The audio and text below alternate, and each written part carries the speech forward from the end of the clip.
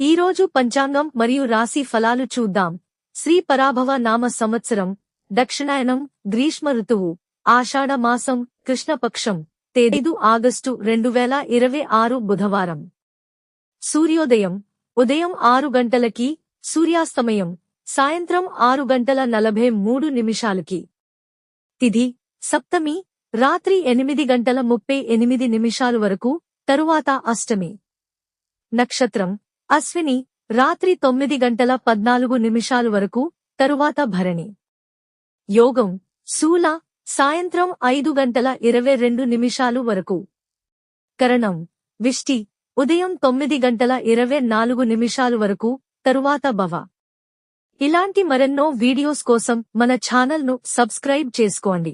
శుభ సమయాలు: బ్రహ్మ ముహూర్తం తెల్లవారు జామున 4:24 నుండి 5:12 వరకు.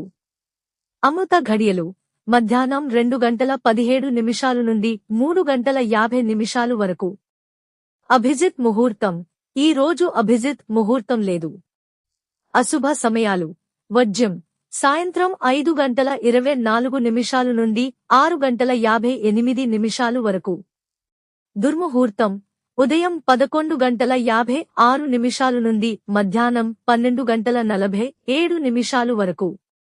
రాహుకాలం మధ్యాహ్నం 12:22 నుండి 1:57 వరకు.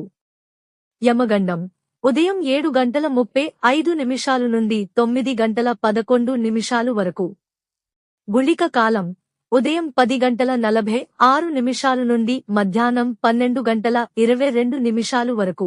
ఈ రోజు పుట్టినరోజు లేదా పెళ్లిరోజు జరుపుకుంటున్న ప్రతి ఒక్కరిపై మహాశివుని ఆశీస్సులు ఎల్లప్పుడూ ఉండాలని, వారు సుఖసంతోషాలతో జీవించాలని హృదయపూర్వకంగా కోరుకుంటున్నాను.